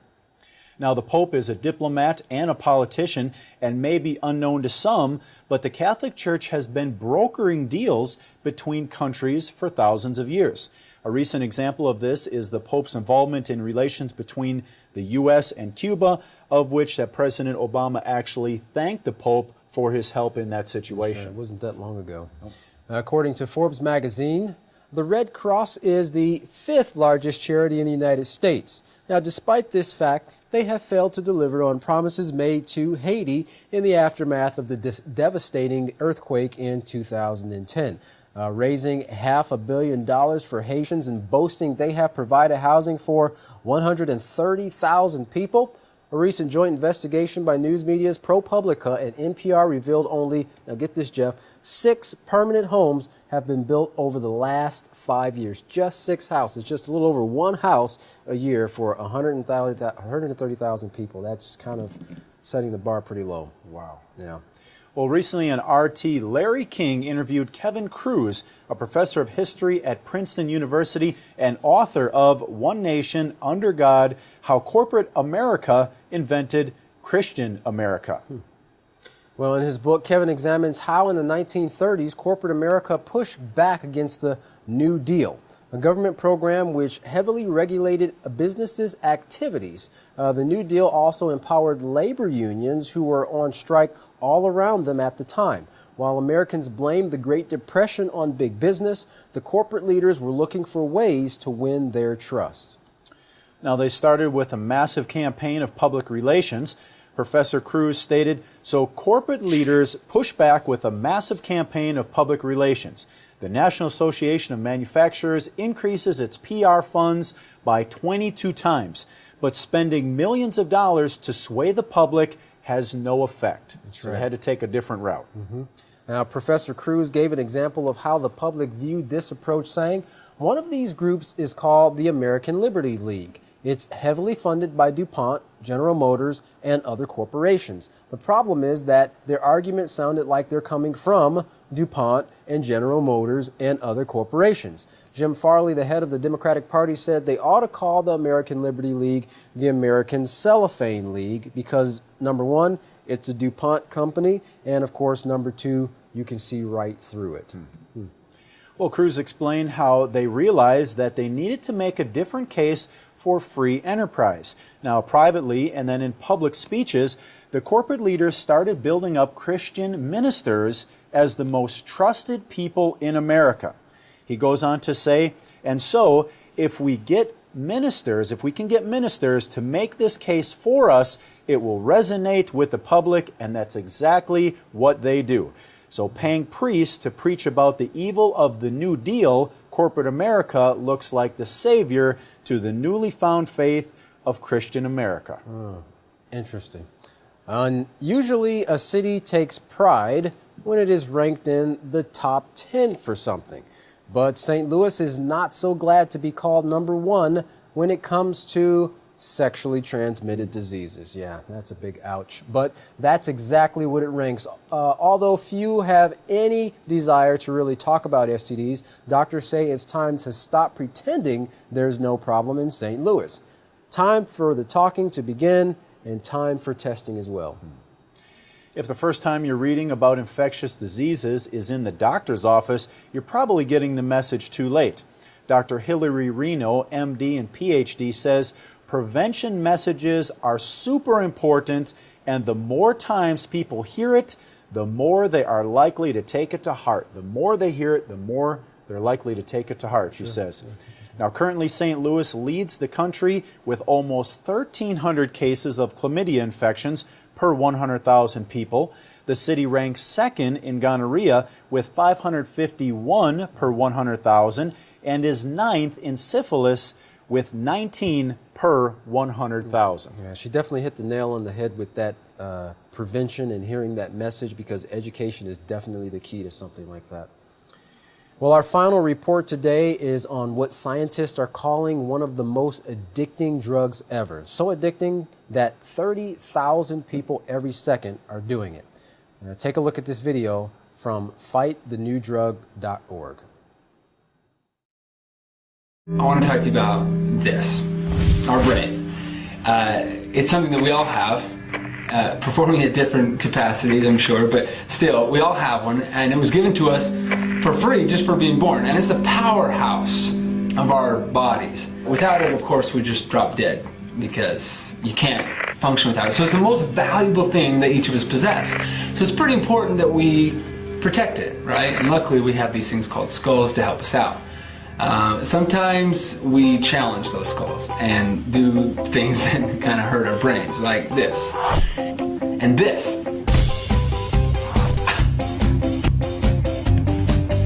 I don't even know what he's thinking. And sometimes we just make stupid decisions with those brains, and you know, this guy, luckily this guy's wearing a helmet, so.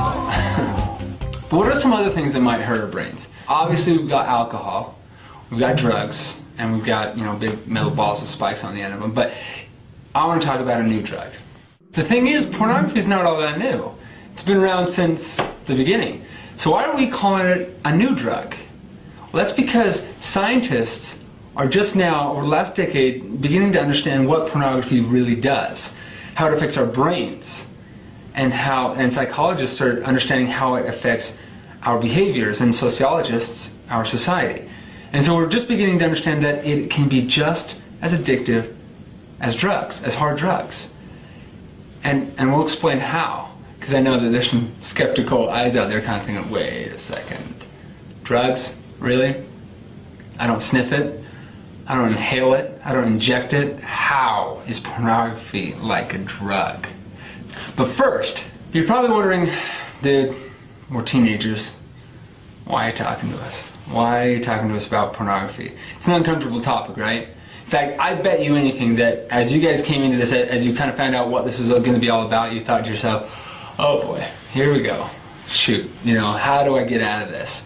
I mean, not a lot of people like to talk about it, but it's becoming more and more of an issue, and we got to deal with it. And here's why we're talking to you guys. The largest group of internet porn users is youth, ages 12 to 17. You guys. 90% of the people watching this video right now fit into that group. Do you know what the average age of exposure is for pornography? 11 years old. 11. And 9 out of 10 youth ages 8 to 16 have seen it. So we know what it is. We know what it is. We're not here to define it. Get this. Every second, now, 30,000 people are viewing online pornography. And what was the largest group of internet porn users? 12 to 17. So you see how a lot of those are there. And girls, watching this right now, listen up. A lot of you tune out for topics like this. You can think, okay, it's a guy's issue. It's not my issue. Recent statistics show that 30% of addicts are women. That number has skyrocketed over the last decade, and it's growing. So current research is showing that pornography is a drug, and that it can lead to addiction. But some of you are looking out there going like, well, how? It doesn't make any sense. How? Again, I don't sniff it, I don't smoke it. Well, how? Let me show you. Pornography goes in through the eyes, in through the iris, and triggers a release of chemicals in your brain. Chemicals like dopamine, serotonin, epinephrine, oxytocin. Now, this isn't a science class, but you may have heard of some of those. Now, these are natural chemicals that your body produces. These chemicals are needed. When you do drugs, hard drugs, or look at pornographic material, your brain is overloaded with these chemicals. After you keep looking at porn, your brain gets used to those high amounts and builds up a tolerance. Those same images that once gave you a rush don't have the same effect anymore. In order to get that same rush, it not only takes more of it, but it also takes a more hardcore version of it. Your brain becomes dependent on that rush of chemicals and literally rewires itself to think that that's normal, and so you cannot function without it. That is addiction. The same process happens with cocaine and heroin. They can't stop. Well, that's absolutely amazing. Again, like the doctor said, Dr. Reno, people continually hearing a message will help with prevention and keep people from making these poor choices. Well, despite all the negative pulls and influences in our societies today, there is a program that can show anyone, young or old, how to separate themselves from this destructive behavior and have a life filled with peace and joy. The Peaceful Solution, authored by Yisrayl Hawkins, was designed to reestablish the morals in our society that are needed in order for mankind to have a healthy, fulfilling life. Now check out the Peaceful Solution program for yourself by visiting their website at www.peacefulsolution.org. And while you're at it, contact the House of Yahweh and request your free Prophetic Word magazine and monthly newsletter. Here's how you can do that. You can contact the House of Yahweh by writing them at the House of Yahweh, P.O. Box 2498, Abilene, Texas 79604. Or you can call them at 1-800-613-9494. Or visit them on any of their websites at www.yahweh.com, www.yisraelhawkins.com, or www.yahwehsbranch.com. You can also email them at info@yahweh.com, and for any calls outside of the United States, please call the number on your screen. Well, don't go anywhere. Up next is another exciting message from Yisrayl Hawkins. From all of us here at YPN News, I'm Jeffrey Heimerman. And I'm Katan Alexander. Thanks for watching.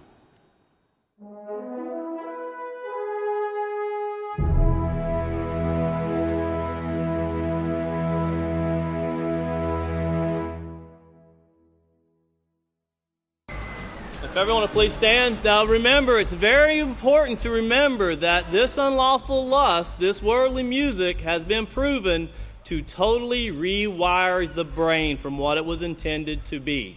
At this time, I'd like to introduce the greatest teacher in the world, the great Khan Yisrayl Abel Hawkins. Shalom, everyone. Praise Yahweh. Can you hear them, Yahweh? Just a little bit louder. Come on. You may be seated. May the peace of Yahweh be with each and every one of you. It seems like that worldly music, and you're going to learn more about this, the worldly music, how it destroys the brain, and of course the exposing the nakedness. This is what ruined Cain's brain, and you'll see this in Scripture as well as in science now. But this is really great what was brought out. You parents, I want to tell you right now, if you allow your children, and you have any control in doing so, and you allow your children to participate in worldly music or pornography, you may as well, you're guilty, you're as guilty as taking a gun and blowing part of the brain away. Now that's how guilty you are. You better wake up and start getting them out of this world. And you better get out of it.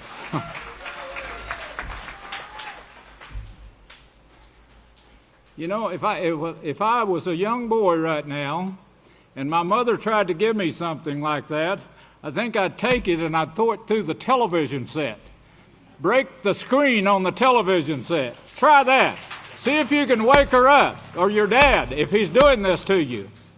He's killing you. He's murdering you. He's taking your eternal life.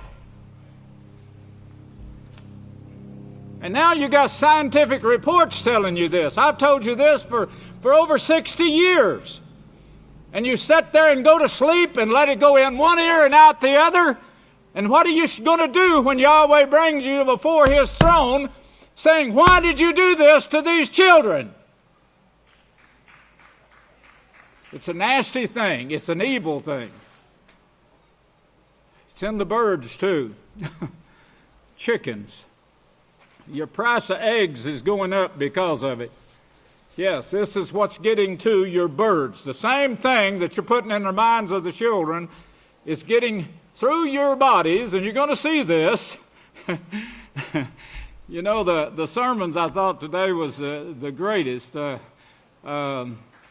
great Kohan Benjamin Krause Hawkins and his these numbers. This is so magnificent what Yahweh is showing us in these numbers. This 153, you know, standing for it was 153 fish that Yeshua showed you in the net.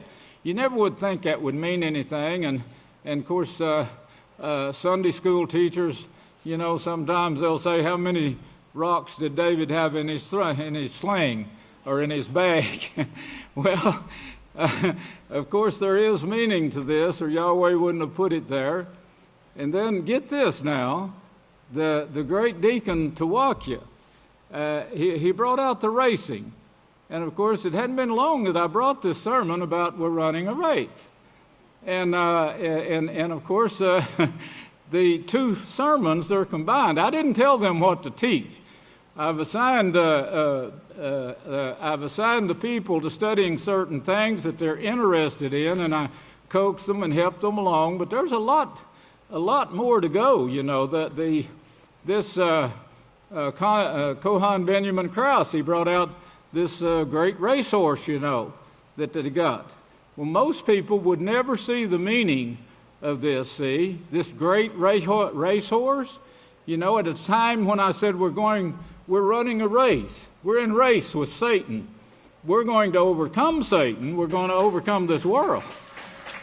But this horse, it's a pretty easy name to remember, you know, Pharaoh.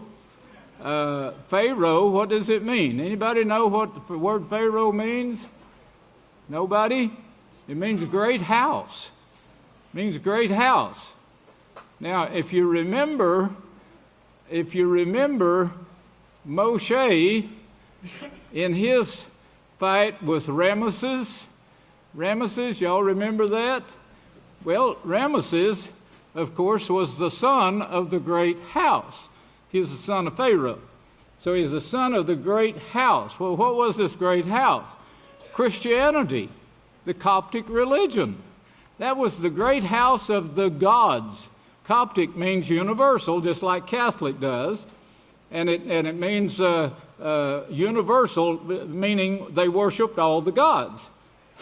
I've told you this for 50 years now. Now, this great house of the gods, if you remember, Moshe, on I think it was the 15th, Benjamin will be bringing these numbers out for you, but it's the first month, 15th of the month, when they left Ramesses. They left the sons of the gods, and they went to, what was it, Sukkah? What does Sukkah mean to you? Yes, they'd rather dwell in tents than to be a part of this great house of the gods that's bringing all this trouble on the world today.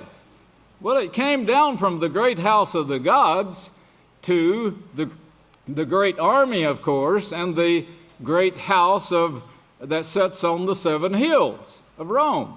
That's what it's come down to today. But anyway, all of this ties together, and of course it's falling. It's their way of life is falling. It's bringing sickness and disease to the sick minds. They don't even know what to do. You saw the fighting going on in the stores. It was just reported to me this morning that there's coming to services on I-20, and here was a road rage going on that passed them and then left the I-20 and went off into the ditch, crossed the medium, and one chasing another one, and both of them looking real angry, one looking scared in front, and the other looking angry, and the one looking scared in front, trying to get away from the other one. Don't know how it wound up. You may see it on tonight's news. May have killed both of them. No telling. But it's the road rage was on the news this week, that people are going crazy out on the highways, and of course, if you give them an opportunity to get mad, I would smile and I didn't mean to, but sorry about that. Certainly apologize quickly before they try to kill you. But that number 153, that's Yalkanan 21:11, and that's a never-ending number, as the great Kohan brought out, a never-ending number, which is kingdom, the growth of it. There will be no end. That was in Isaiah, I think, Isaiah 11:7 or something like that. I can't remember where. But at this stage of the game, we got chlamydia infection, may pave the way to cancer. You remember years ago I told you that this was causing the diseases. The STDs are causing diseases. Well, of course, you got chlamydia, and you got you got herpes, and you got the polio that actually now they're finding out that this polio is actually caused from an STD that defiled the brain, that harmed the brain. You add to these STDs the worldly music and the lust that gets your mind geared to that. Yeshua had these temptations, but he overcame. He overcame, meaning he resisted Satan. You need to make up your mind in advance, because Satan is getting stronger and stronger with her efforts to try to get you to break the law, like the great house of the gods, Pharaoh, his wife, the queen, remember, and Yosef? And he said no. Why did he do that? Because he had his mind on serving Yahweh and making it into the kingdom and getting his children into the kingdom. He'd rather live in tents, he said. Yes, and Yahweh brought them out, and they proved that to Yahweh. Some of them did. City water in Abelin brown, but they said not to worry about it. Our cleaning system is getting everything out of it. I don't know why it didn't get the brown out if it's so great a cleaning system that we got. I'd like for you to get signed up, enrolled in this Peaceful Solution classes. We got them. It fits every time period. There's not much excuse that you'd have not to. Just get enrolled. It's even free if you'll finish the course. I'm assigning different things to different people because I'm trying to stay up with writing letters, and I'm trying to get as much time as I can in. I turned in a news article this week to the newspapers, and they jerked it up. Satan's job is to cause mankind to destroy himself, and then that was just bits and pieces of it we saw on the news. Even the fights and two women, two soft, tender women used to be. Of course, they don't know what they are now. They may be man or half man or whatever. You never know because the body is so screwed up and the brains are so screwed up.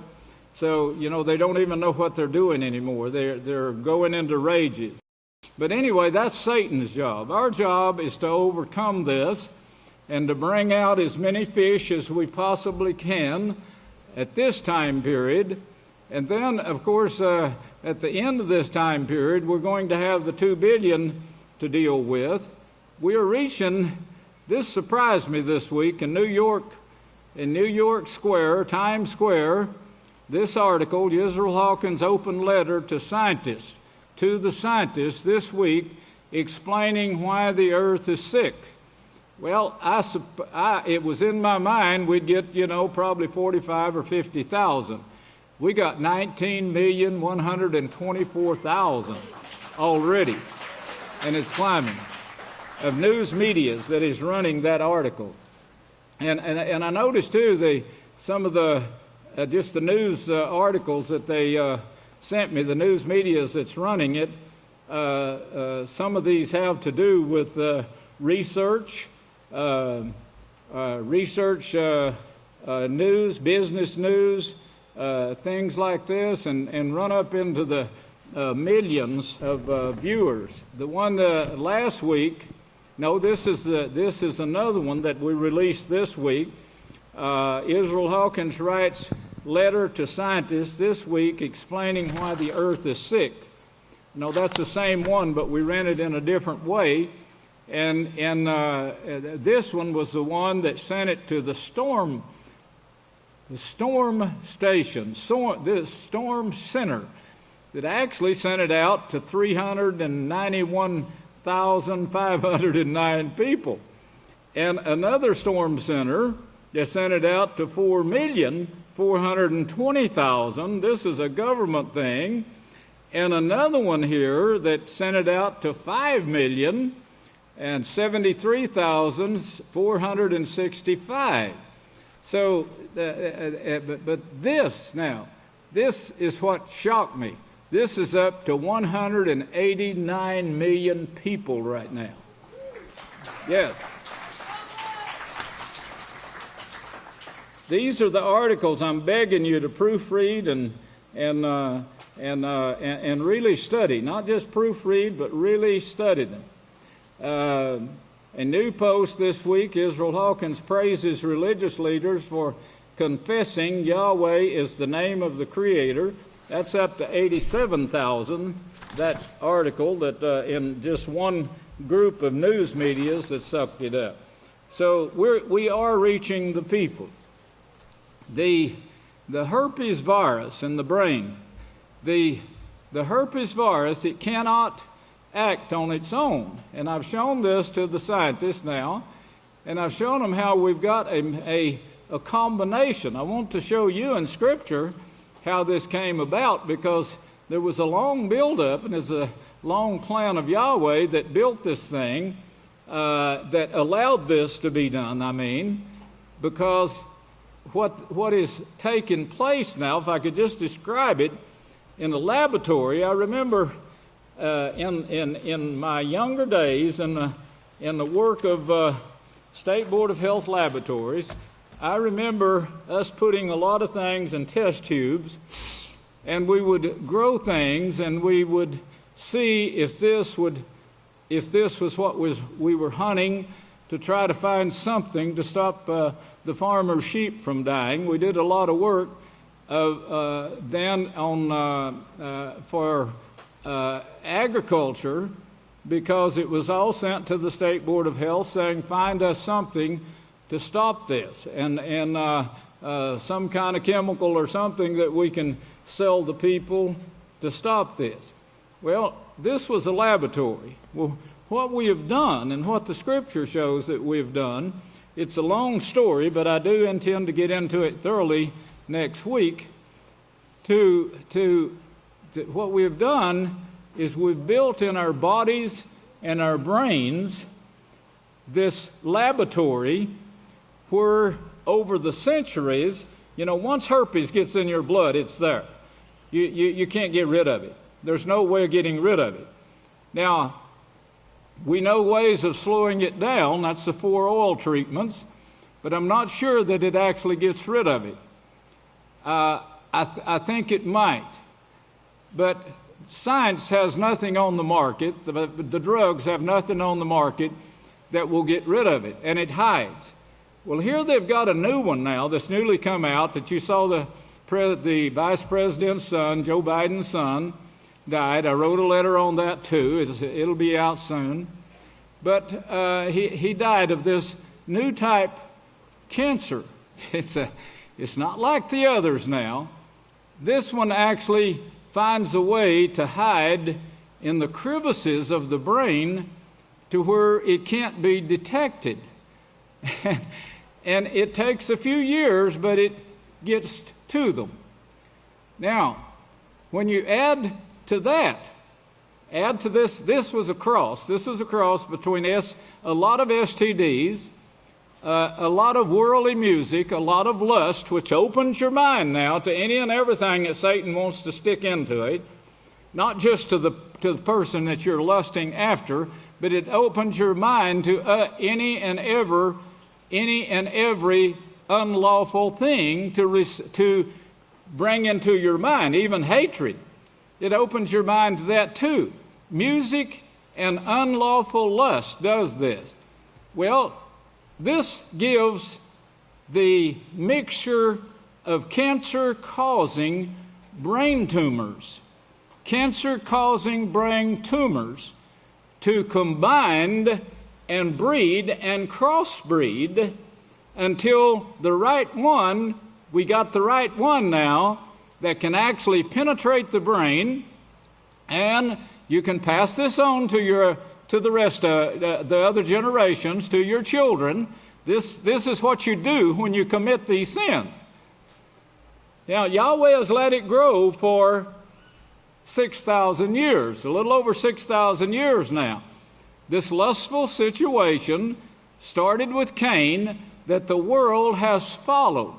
Now, he's already told you this is what's bringing the hatred and the continual war. This thing that Cain brought forth. When Cain brought forth his children to present them to Yahweh, Yahweh said they're unsuitable, they're unacceptable. I can't accept this group of people like this. And later on he said this group of people will never accept my laws. So he destroyed them with a flood. But he saved one person, if you remember, along with his family, a preacher of righteousness. The same thing we're preaching right now, the preacher of righteousness. Well, from that generation now, we have stacked and used our bodies for breeding grounds and crossbreeding. This racehorse, it's very interesting what they went through to get this breed of horses that actually won the Triple Crown. The great house of Pharaoh. I think this is Satan saying we're going to win. The great house is going to win. And it couldn't have come at a better time, right? I think it was chosen by Satan. And I think I was chosen to bring out before that we're going to win this race. I said it before they said it at the Downs, where you bet your money on them. Well, of course, in breeding, I've told you about breeding. I could breed a dog that would bark at the moon every time the moon was a full moon. You can breed dogs to do this. You can breed horses to run real fast. You can do this, and it takes a lot of effort to put into this, and you have to really guard the system. Guard and keep this system going in order to get this top horse. Most people will go a ways with it, but they won't go all the way like these people did. Well, of course, now they're going to sell. What are they selling? They're not selling the stud horse. You don't bring your mares there to him. They're going to sell the seed of the sperm of that horse for billions of dollars. This is this one horse. And of course, the vet will withdraw the sperm, they'll freeze it, and they'll send just the right amount to anyone who's got the money because they want this breed. This is what we're doing with our people, except we're breeding them for evil. The world has been breeding them now for 6,000 years to do evil. Not to do righteousness, but to follow the gods. You can train them, and with this training, as it showed you in this music and the lust, it can actually change your DNA. Your DNA is what brings forth big muscles and stupidity like Hitler brought to his army. We're still suffering from what Hitler, from his great breed of people and the diseases that it caused. Diseases that they tried to find a cure for by giving it to what they call Jews in their concentration camps, giving it to them, and then of course it spread throughout the world, and people still are using it, putting it in their test tubes, making serums out of it, things like this, and in each way it builds up a little more in the body each time. And what we've done now, we've got a cesspool, bodies, laboratories, made into laboratories, that's breeding and putting into every child brain tumors. But not only that, I think there's 115,000 cases, new cases a year that we've bred. These horses, they're turning them out pretty fast too, but not half as fast as we're turning evil out in the children that's being raised in the world right now. And that's what you see on today's news. That's the hatred, the road rages.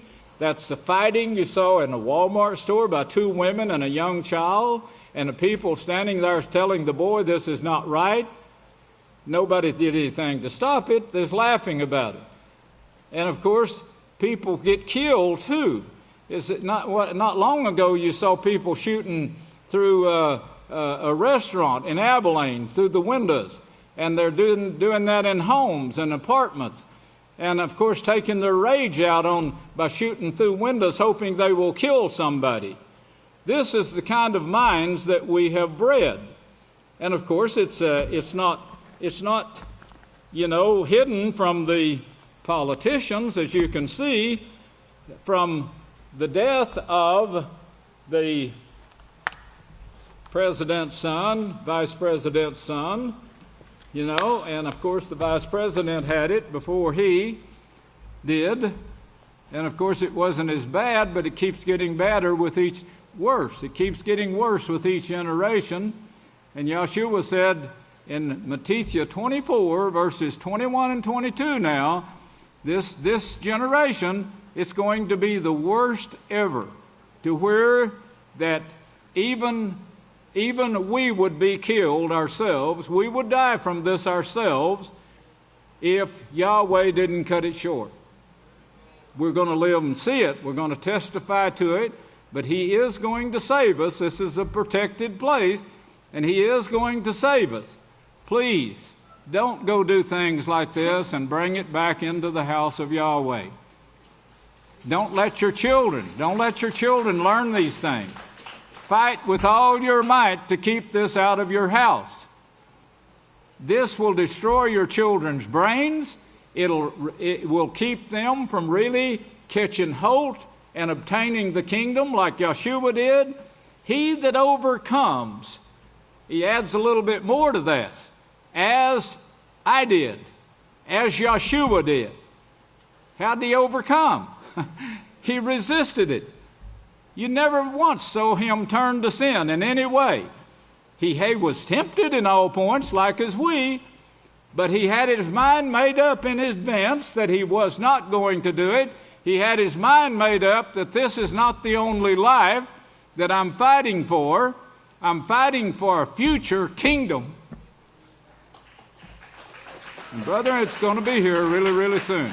May Yahweh bless you, and I'll turn the services back to the next leader. I love you.